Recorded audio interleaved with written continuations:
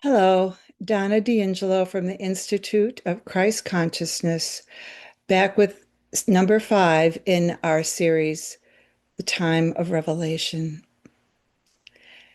In our previous installment, I shared with you the information briefly about the Lucifer rebellion that occurred on this planet 200,000 years ago. And I also went into an account of, this is all in the Urantia book, about Adam and Eve, who were here as our biological uplifters 37,500 years ago, approximately. These two accounts in the Urantia book are revelatory insofar as they are setting straight the record about our planet, its place in the cosmos, and our hidden history that we have yet heretofore to fully explore.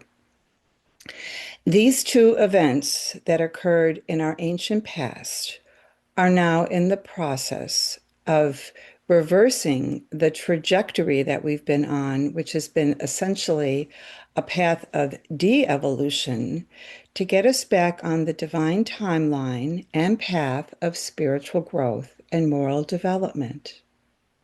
This is a very massive undertaking to turn a planet around that has been so mired in darkness and evil and sin and misunderstanding of the nature of reality, our Creator, and our role as evolving souls to co create the divine plan on our world along with our spiritual helpers.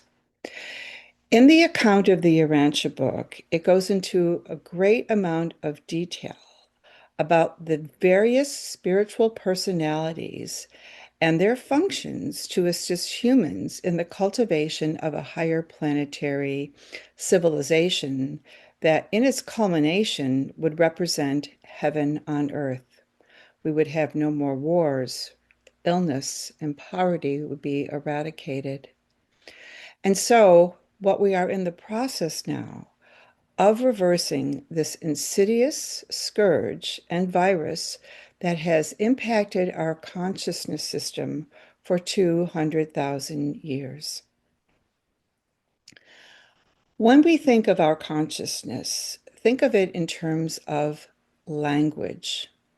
We have been given a physical body, but it is operating on certain language, words, and their meanings, and what their meanings have as an impact in how we think and feel and respond to our environment around us and our relationships. Our consciousness has been, for lack of a better word, tampered with by the rebels who understood how our consciousness works and put in many levels of interference to keep us in a state of confusion, despair, and separation from our Creator Source. The indwelling spirit within our higher levels of consciousness is the gift of divinity within our human composition.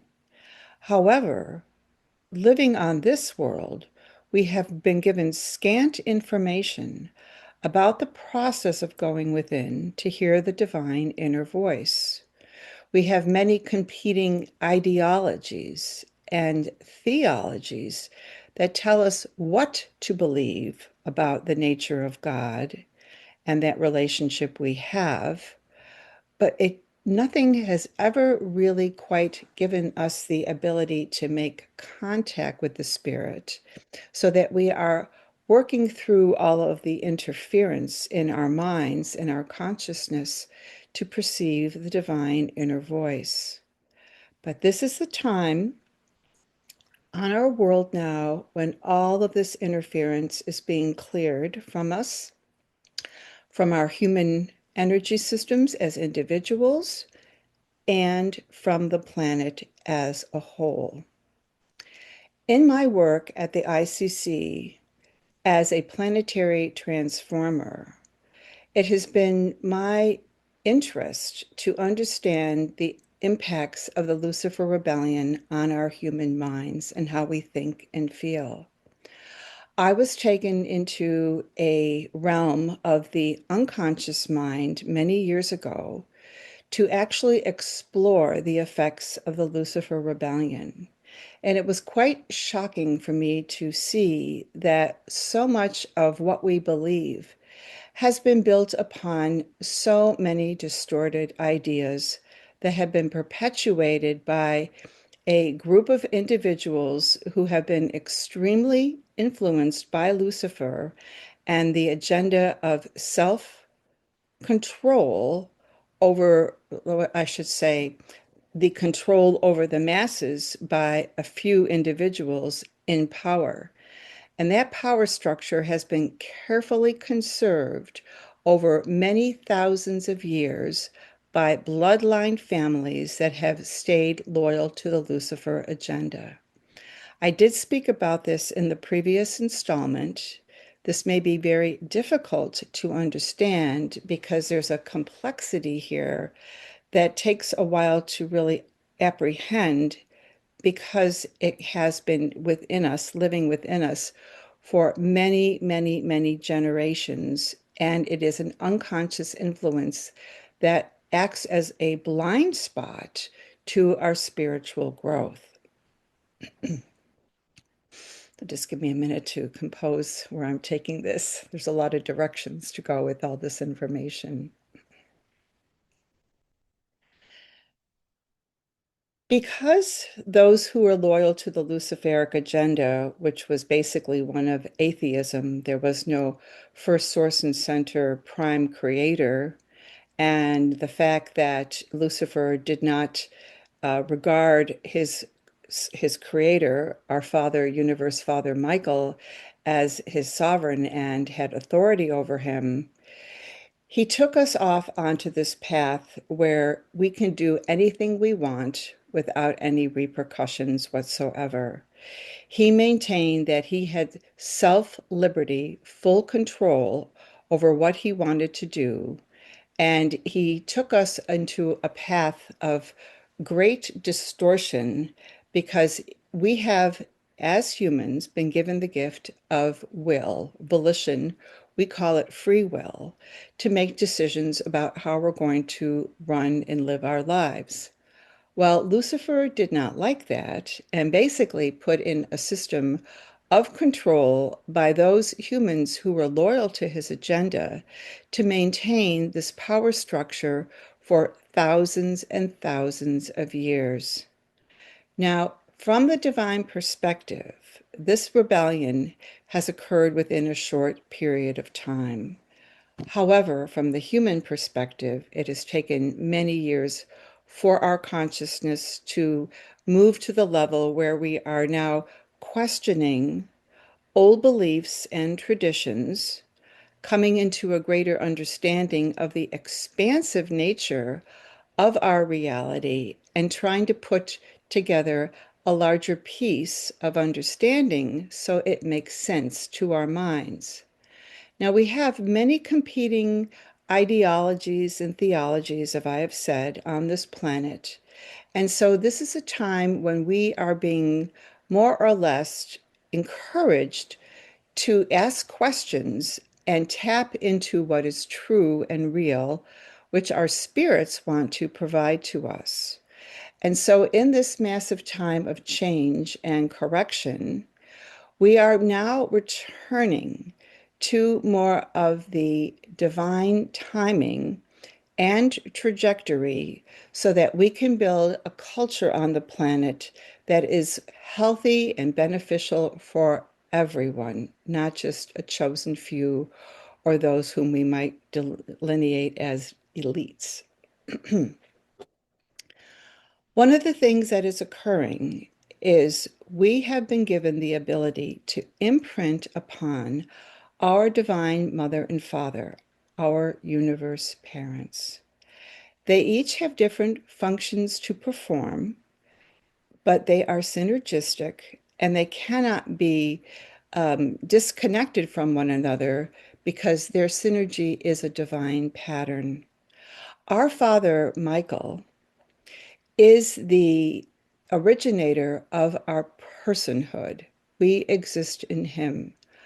Our Divine Mother is the universe womb of consciousness, and so we live in her. Our physical bodies actually live in her system of consciousness.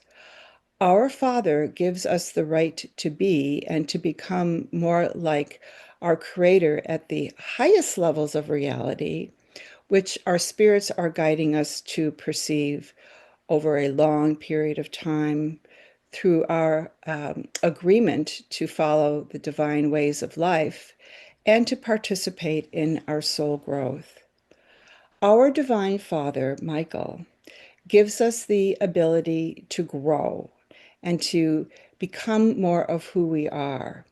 And when you imprint upon him as your father, what he is providing you is a sense of self validation, confidence, esteem.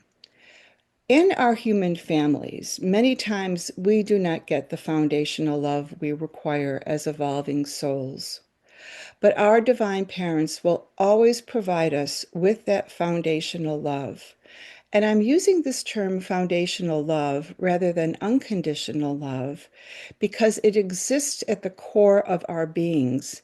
And yet we have difficulty feeling that love because of all of the interference within our system of consciousness that was spawned by the rebellion and the energies of distortion and deception that are still plaguing our consciousness.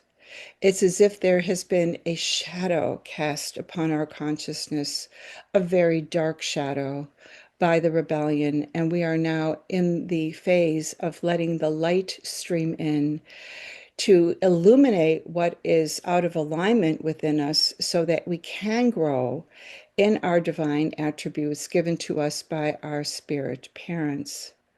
Our Father Michael provides you with the ability to feel more loving, kind, compassionate toward yourself.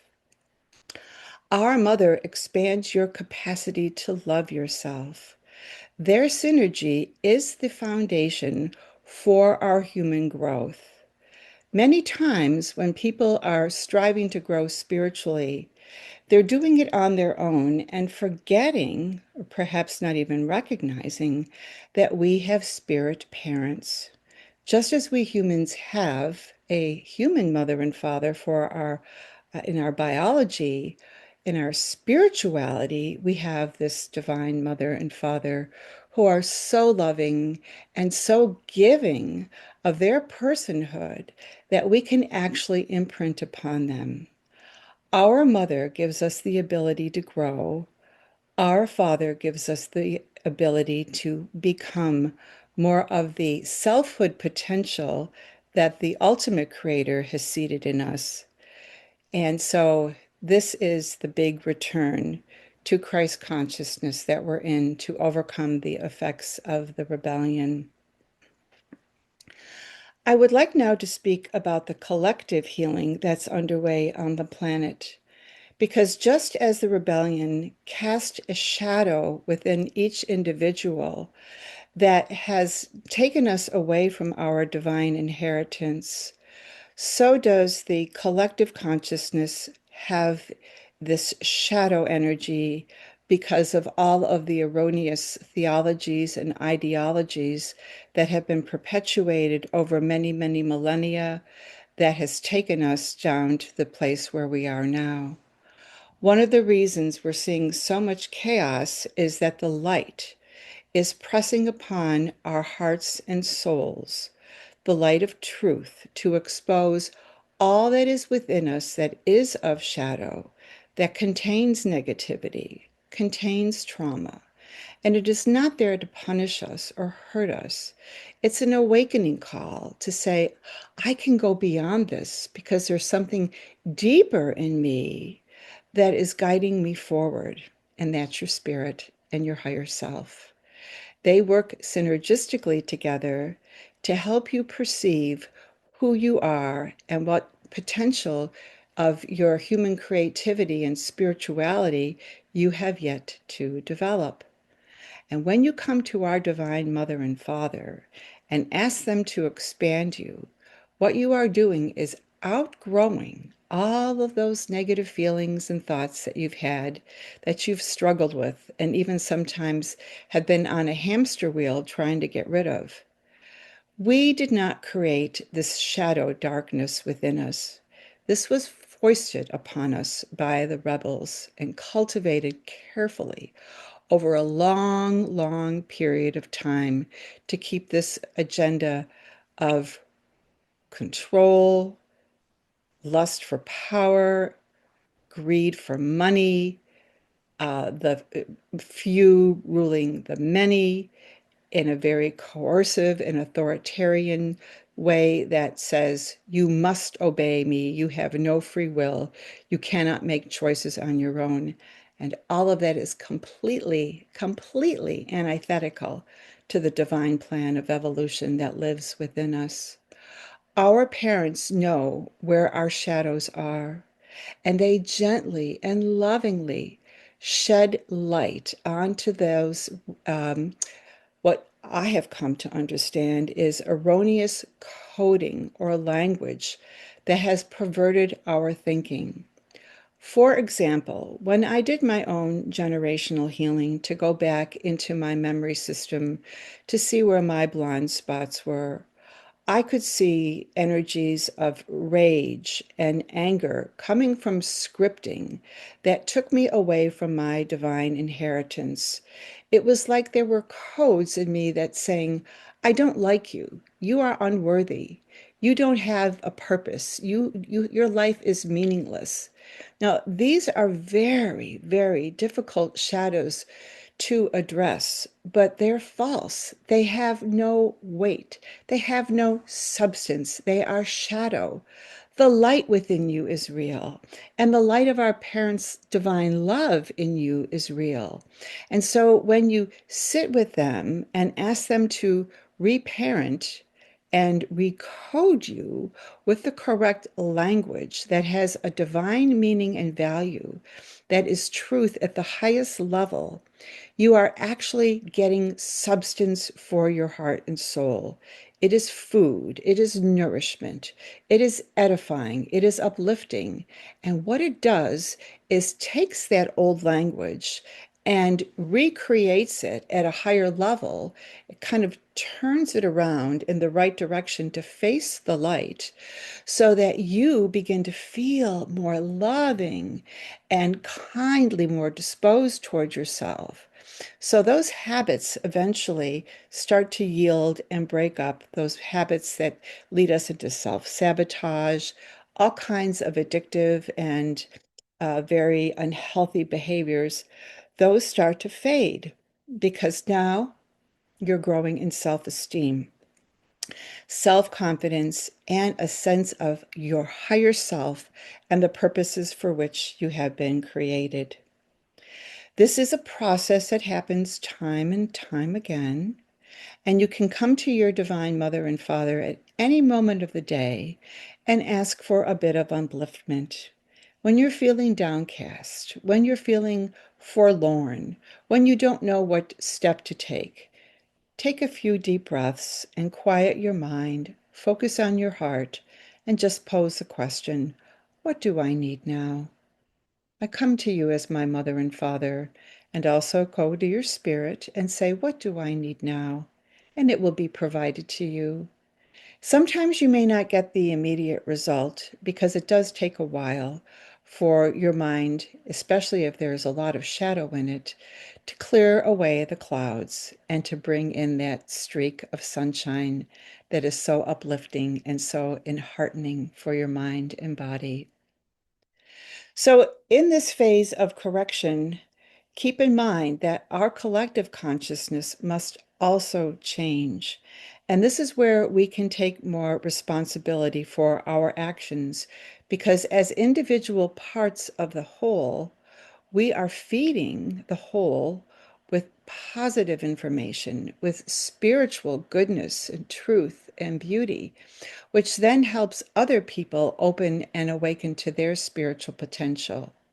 But there is much shadow within our societal institutions because there has been so much confusion about our history, where we've come from, who we are, how we evolved, the nature of God, and our relationship to our Creator.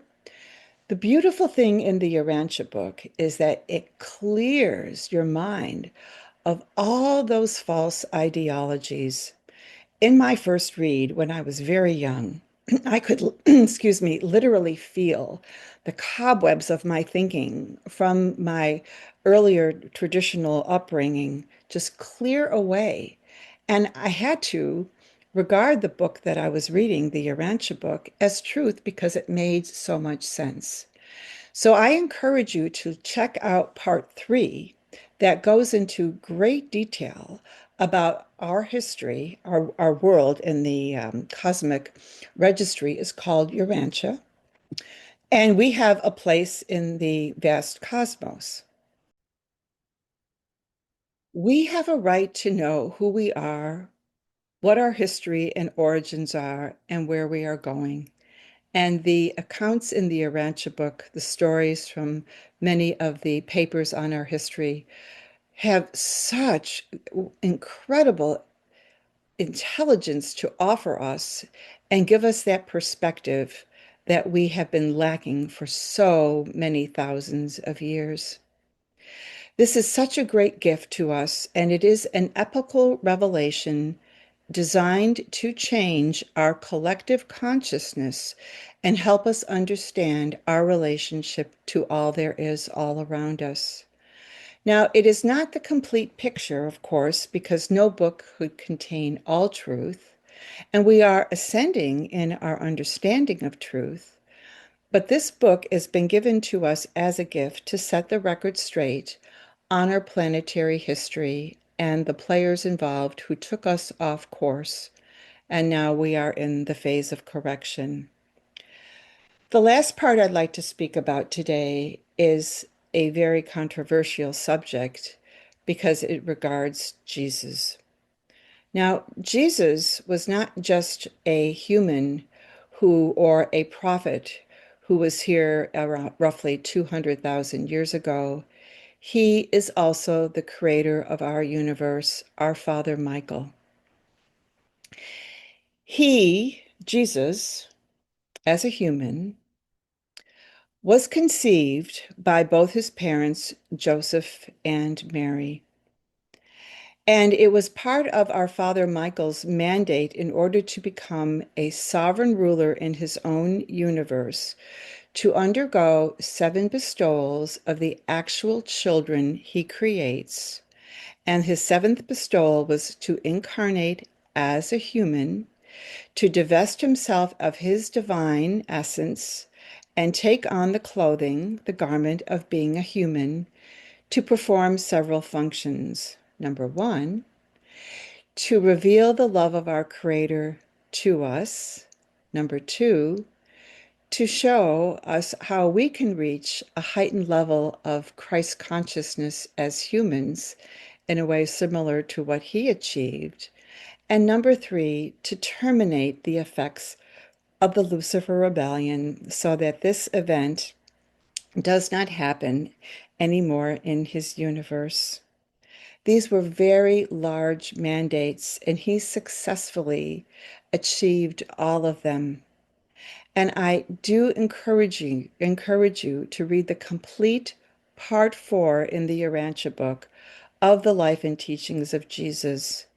You will be so enthralled at the wisdom of this beautiful person and the majesty of his human nature that he was able to cultivate.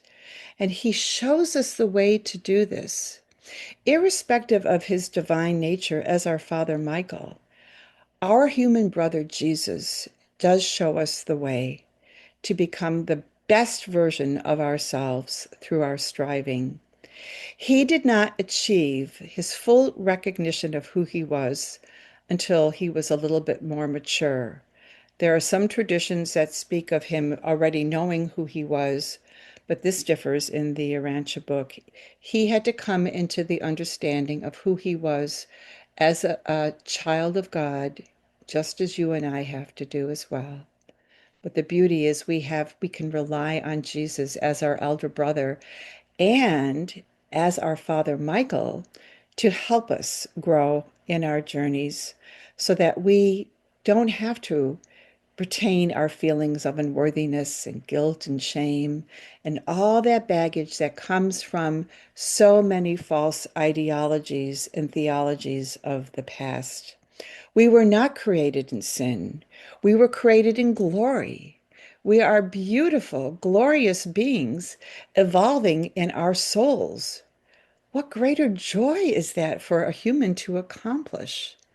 And yet, this type of priority of our spiritual growth has been relegated to a second class position in our culture, especially in our Western cultures.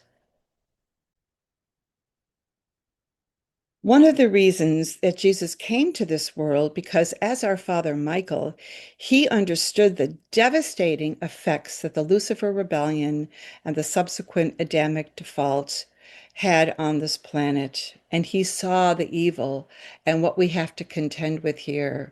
So he decided to choose this world, of which he had many millions of worlds in his universe to pick. But this one he picked, and we are the special world in his universe, Urantia. And this world is very much watched over by friendly planets. And we have had interference from unfriendly planets for many years. But again, this is stopping. And I'm not going to go into all the gory details about that because there are other people who have been outing that in various circles. But there is an account in the Arancha book that does talk about how this world was taken offline by the Lucifer Rebellion. And that is very satisfying to read because it really gives you more of the context of what we're dealing with. But getting back to Jesus. So, as Jesus progressed in his spirituality and recognizing his divinity, he had to decide how he was going to go about in his public ministry. And in the latter part of part four, where it goes into his three public teaching tours, there is such a wealth of information, a much expansive account of his public teachings that far surpasses the accounts in the gospel. And it also goes into the missing years of his life, where it talks about how he was both a tutor and a scribe and a caravan leader, talks about many, many of his life experiences. So he understands human nature. He lived like we live now. He had to grow his spiritual awareness of who he is, just like we are doing right now. Unfortunately, his apostles did not fully understand him, and they were always seeking to put their understanding of Jesus in what you might call the container of their Jewish traditions and upbringing. But he was here to free humanity from enslaved traditions that take us away from our natural relationship with our Creator. Our relationship to our Creator is a foundational relationship. It is primal and is based on faith.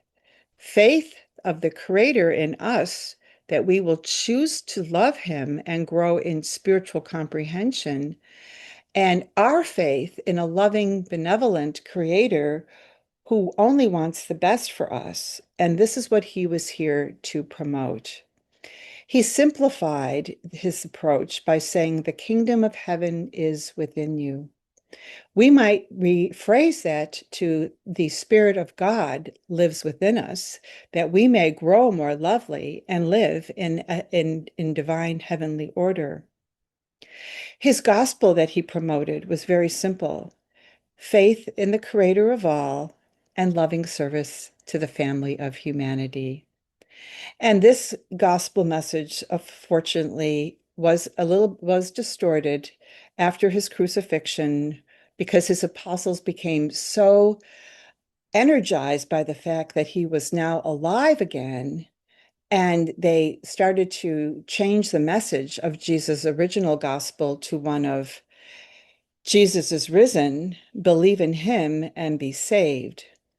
Well, Jesus has already given us salvation. If we just believe in him, there's no simple, there's no thing that we have to do. All we have to do is do our best each day to live in goodness, truth, and beauty, be forgiving and loving of our fellows, and forgive ourselves for our faults. God has already forgiven us everything because Spirit understands everything that we're going through. We were not created to be perfect all at once. We are evolving our souls toward perfection, that one day we will be as perfect as our Creator is in our own unique way. And so this is very, very important for us to remember now because we are outworking so many distorted beliefs and so much trauma that is contained within our hearts. One of the things we're seeing people expressing right now is a lot of pain and lack of understanding of the spiritual perspective of life. And this is because Lucifer and his cohorts betrayed us. As spiritual beings, they were charged with shepherding indigenous primitive humans up to a higher state of consciousness. And we have progressed over the many, many centuries of the rebellion's agenda, but we are still lagging behind in our development.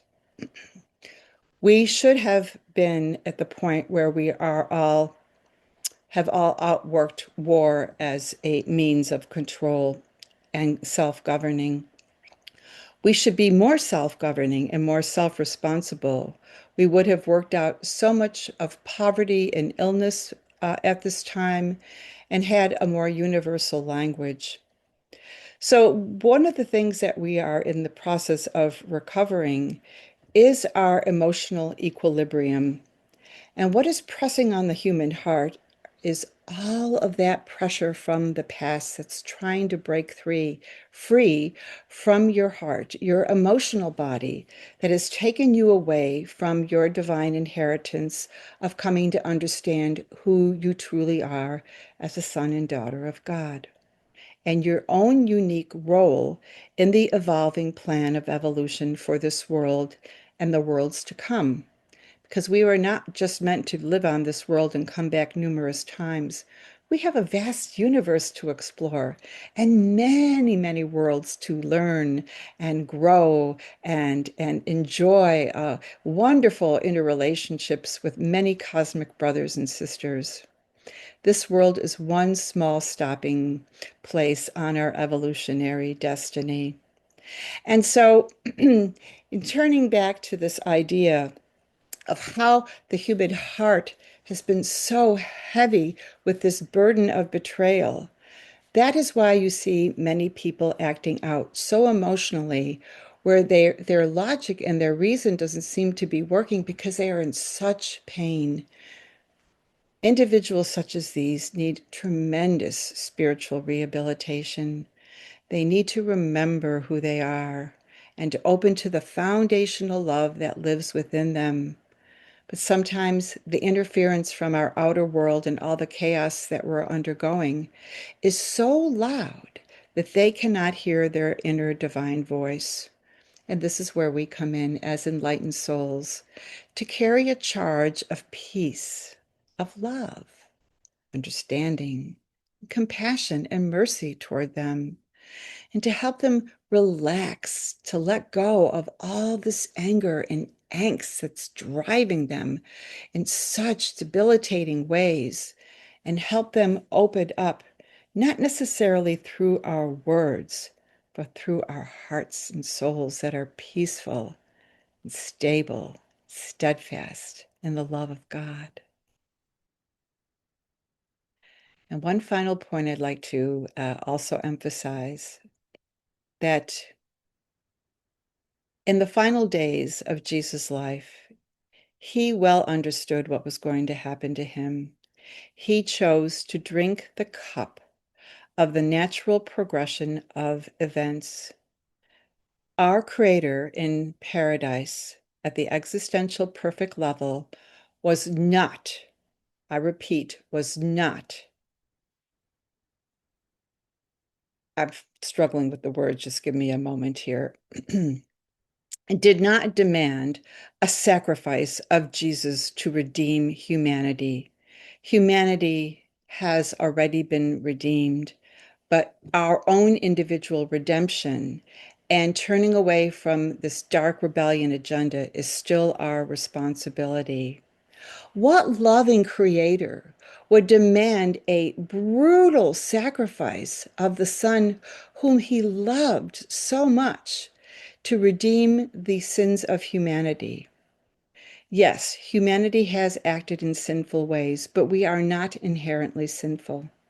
We are inherently good.